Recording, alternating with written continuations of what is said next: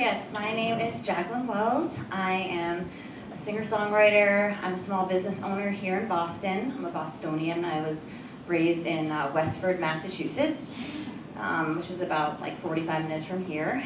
And I'm also an advocate for international adoptees. And I'm a registered yoga teacher, but I'm not planning on showing you any of my moves today or anytime in the future. But I think why I might be here today is because, first of all, reconnecting with this lovely lady. But yes, there's so many facets to being an artist, and I finally feel in my late 30s that I've aligned and I feel authentic with like how I'm living my life for like the first time.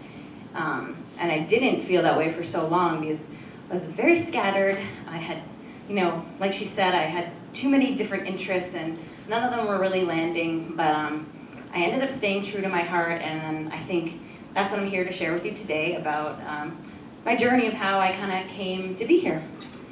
So, start from the beginning. Hopefully it won't be too boring.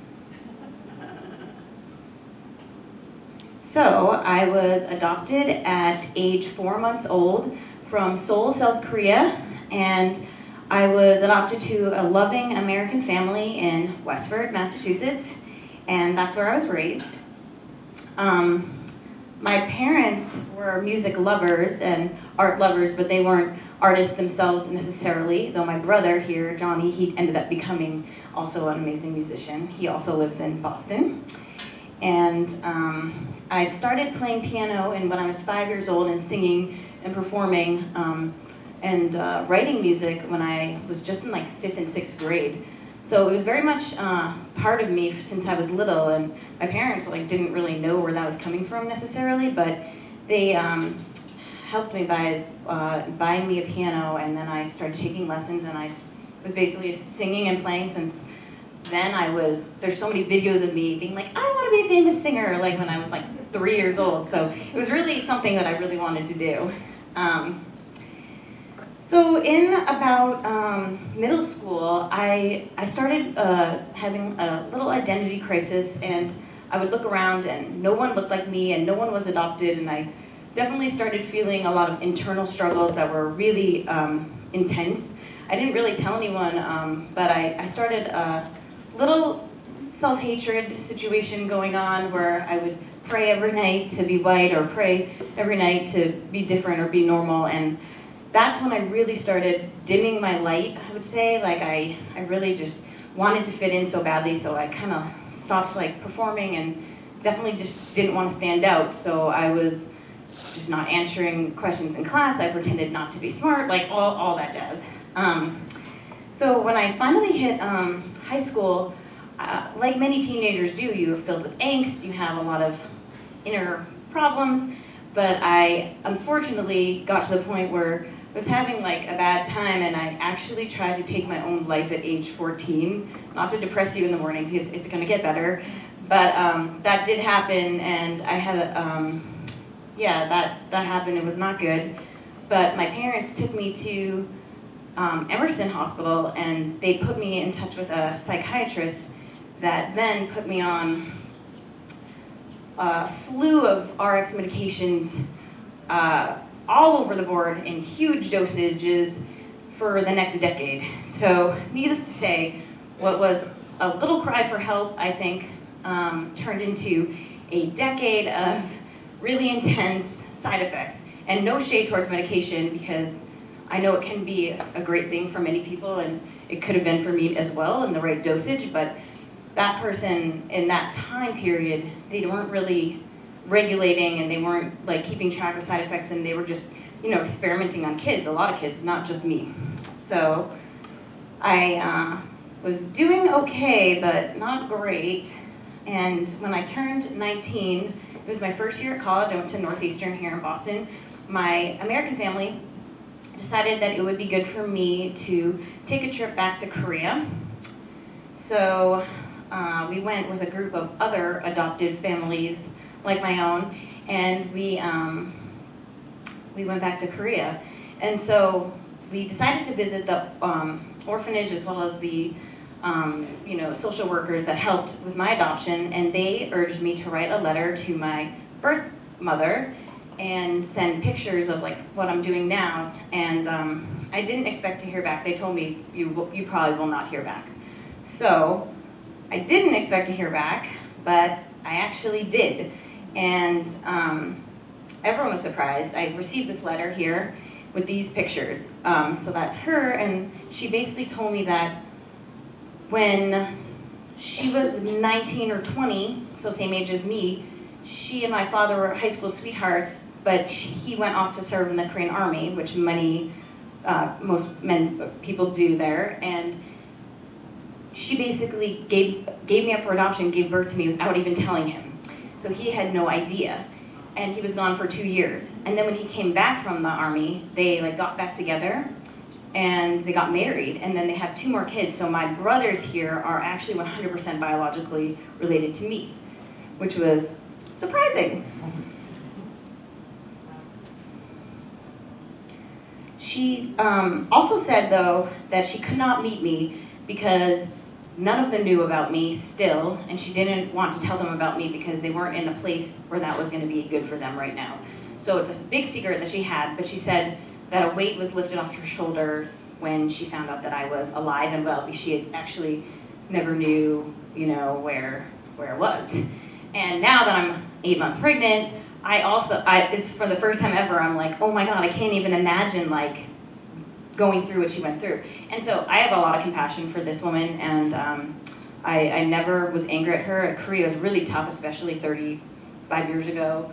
Really tough back then. They don't support the single moms there. So long story short, I had no anger towards her, and I totally understood that she didn't want to meet me. And I just went on my merry way. So in college, I started doing music again, but I was really struggling staying in school because I'm not really good at sitting behind a desk or any of that stuff, especially with all the medications I was on. But music was definitely an outlet that I had.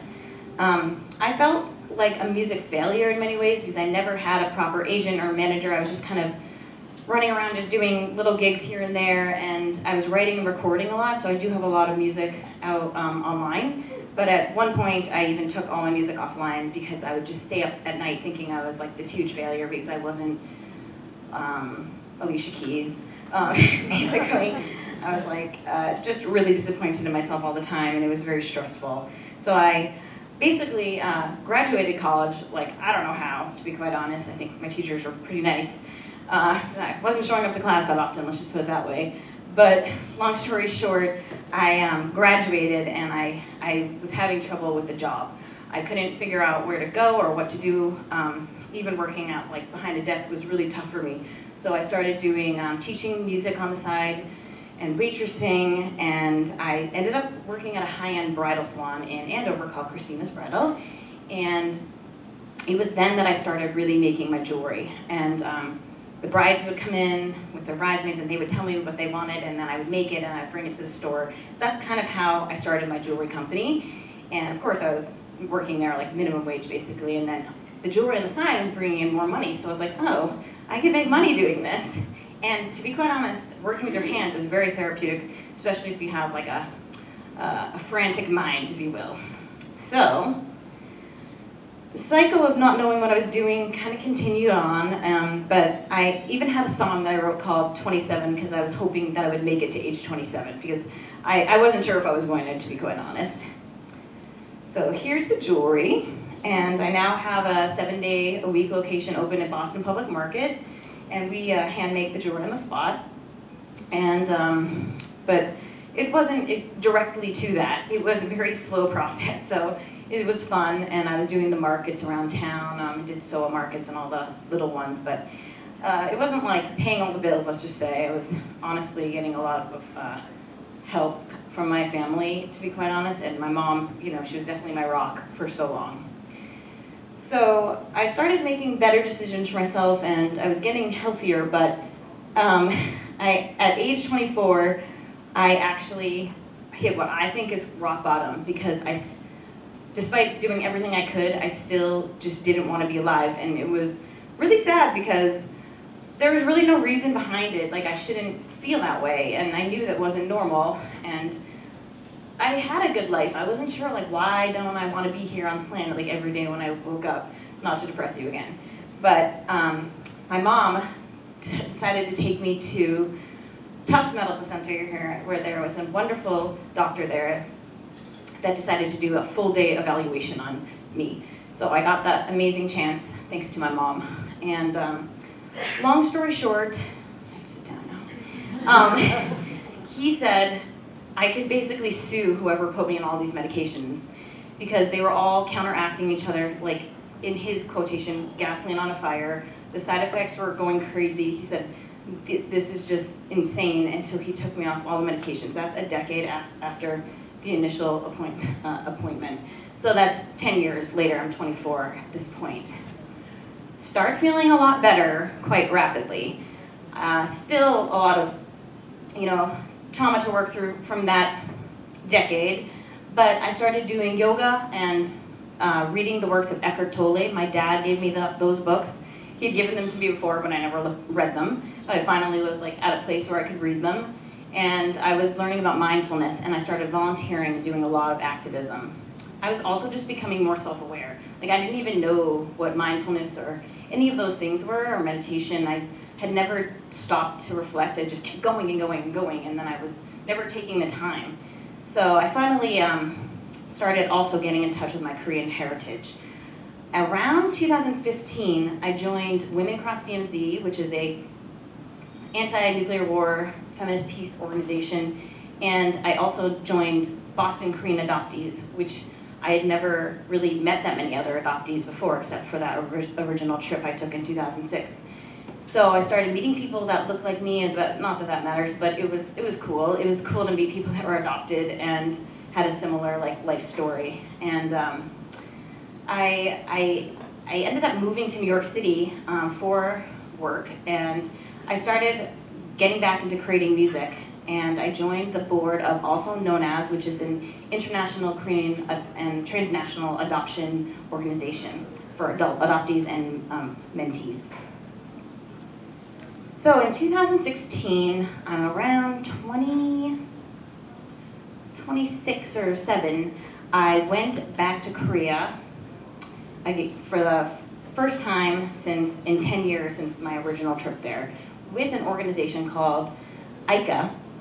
And all the adoptees of the entire world, Korean adoptees of the world, gather in Seoul. It's called the Homeland, they call it the Gathering.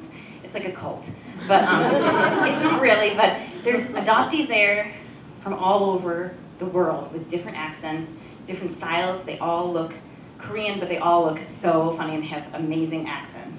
So it was really fun, and I ended up performing my music there. And I started getting back into music. While I was there, I decided to reach out to my birth mother through the adoption agency just to see, if she wanted to meet me, because I'm back for the first time in 10 years. So, unfortunately, she decided that it was not a good time, but I was like, okay, so it's been 10 years, she's probably never gonna wanna meet me. I just came to terms and came to peace with that. And it did make me wonder, what would have been like if I lived in Korea this whole time? Would I have been depressed or suicidal, or maybe I wouldn't have been at all, or maybe I would have. And I just realized that I never would know the answers to any of those questions. But I felt at peace with the fact that, she didn't want to meet me. I wasn't upset or mad because I have such an amazing family here. And I do know for sure that if I was not adopted to this particular family, I believe that I wouldn't have made it through, because my mother and my family were so supportive throughout the whole experience. My mother pretty much saved my life, by my adoptive mother. So in 2018, 2 years later, for work, again I returned back to Korea, this time walking along the DMZ for peace. It was during the Fire and Fury North Korea situation.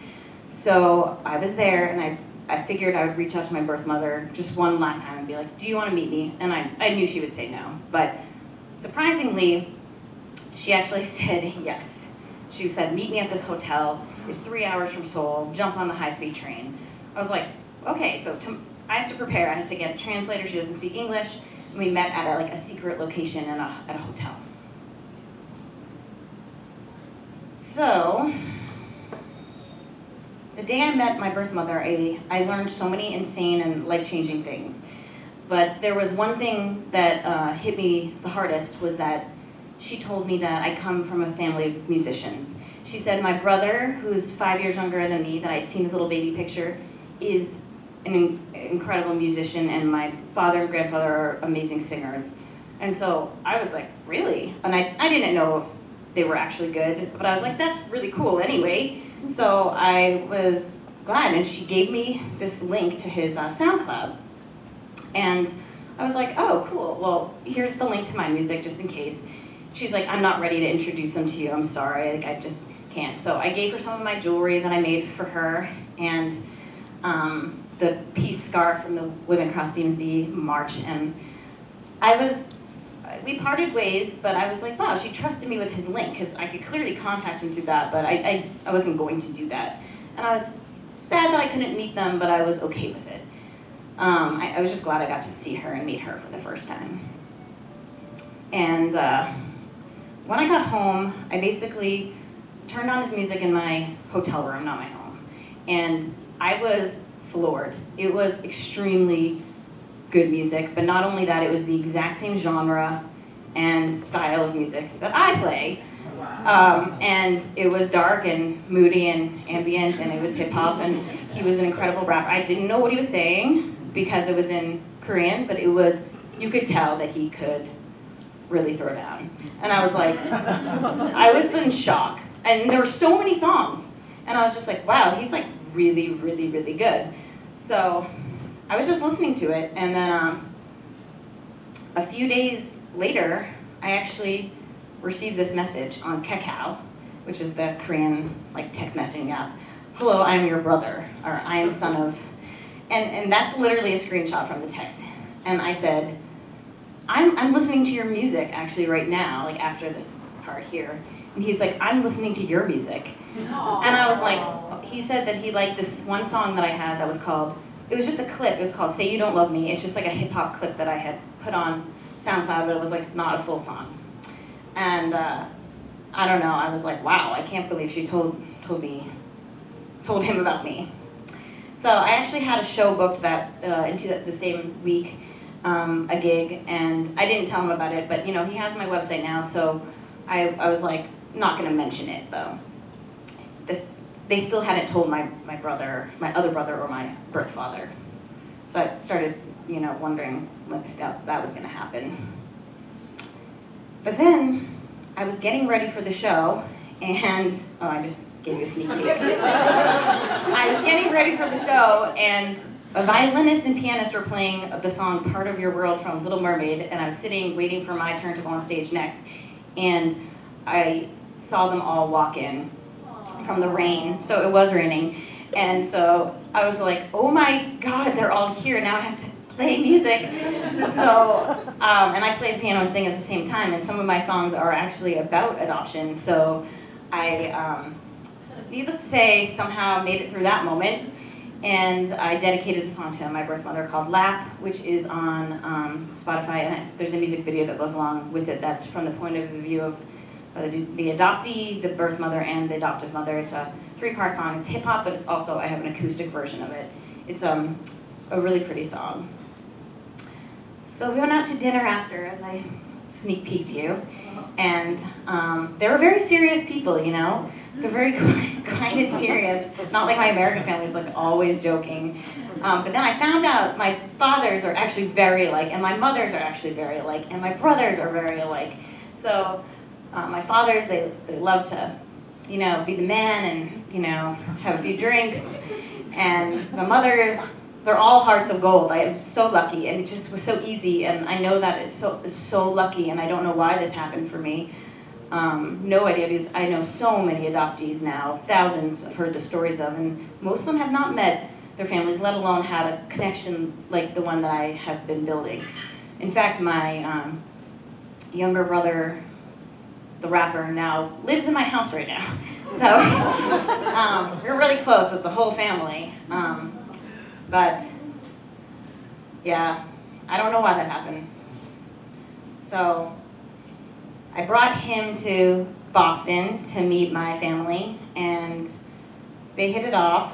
And my brother Johnny, who is also an amazing musician, was like, I was like, isn't it so crazy that we all like didn't know each other existed, but we all play the same music? And he was like, it's actually not, because you guys are biologically related, and we like all the same dark movies and dark music, and then you taught that all to me, so here we all are together. And so my other brother, Johnny's music is amazing too, and he's like, you know, the brother I was raised with, that I've known every single thing that's ever happened to him since he was born.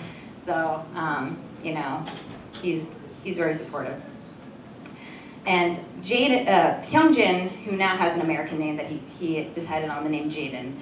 So he now has, we have finished the song together, Say You Don't Love Me, the original one that he liked. And if you're gonna listen to any of my songs, I would say this is the one you should listen to. It's on Spotify and all that. And I sing, and I wrote this song in English, but then well, I don't know Korean, obviously, but he sings, raps in Korean on it. So it's a cool song, and it's, yeah, I think that's the one that if you want to listen to one, you should. So now at age 37, I'm still playing music. I'm doing galas and different like performances for my community, and I finally feel at peace with the quality of the followers I have, not the quantity. For a while I thought I was a failure because I wasn't Lana Del Rey or Fiona Apple or Ariana Grande, but I've come to peace with it because I have reached people with my music. So many people reach out to me, not like so many, but so many reach out to me and say like, your music really got me through such a tough time, this breakup or my birth family search, or mostly breakups.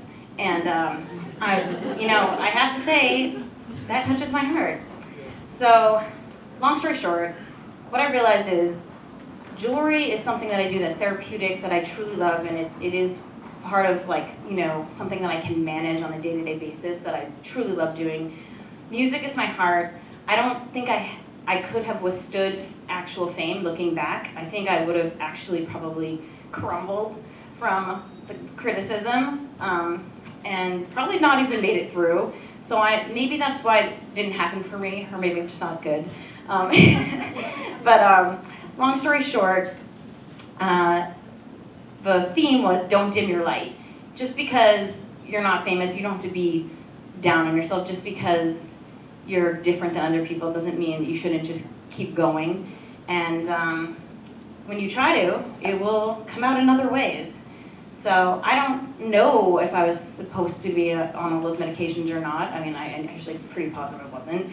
But like, long story short, I don't know why any of those things happen, but I'm just trying to live in the moment, and I feel at peace with everything. I've been off all the medications and drugs for many years, and instead of treating symptoms, I try to go to the root cause of what's happening now. And here's my wedding day with my families. And I also wonder like why I am the way I am. Was it because I was adopted? What would I be like if I had never been adopted? Would I be a musician? Would I be depressed? Was it nature? Was it nurture? And I realized it's both. It's nature and it's nurture. And I might never know the answers to a lot of these questions. But yeah, there's my brothers, and you can find my stuff online. So thank you so much to Sophia for bringing me here, and I hope I didn't depress you, because I'm actually doing great. And thanks for having me.